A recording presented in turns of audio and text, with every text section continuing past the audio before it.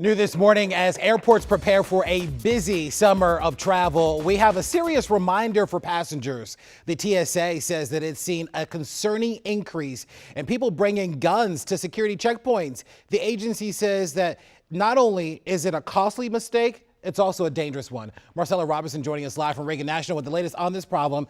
Marcella, pretty surprising that folks are bringing guns to the airport. I thought it was kind of a no-brainer there.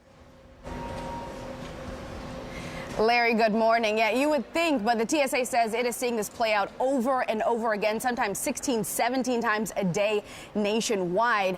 And the biggest concern that they have is not only are people bringing firearms to these security checkpoints, they are a lot of times loaded. And so ahead of this busy travel season, the TSA is sending out another reminder asking people to please double check your luggage before you get to the security checkpoint.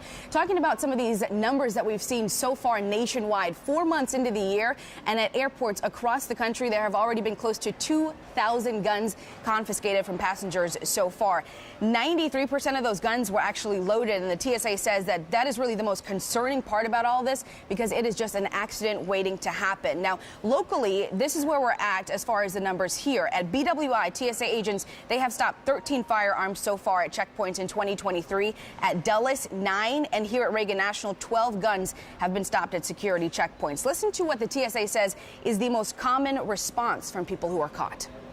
The most common excuse we hear from people is, I forgot I had my gun with me. So far in the first quarter of the year, more than 90% of those guns were loaded. So what we're hearing people tell us is they forgot they had a loaded gun with them. Responsible gun owners know where their guns are. Now, you can travel with a firearm, but there are very strict rules to do that. It must be unloaded. Most importantly, it must be in a locked, hard-sided case, and it must be checked in and declared with the airlines. Now, a quick note, BWI actually set a record for the number of firearms confiscated there last year. That was 35. And as you may have noticed, we are already at 13 at BWI for the year, close to halfway there. And TSA spokesperson tells me that is certainly not a record they are trying to break. Back to you.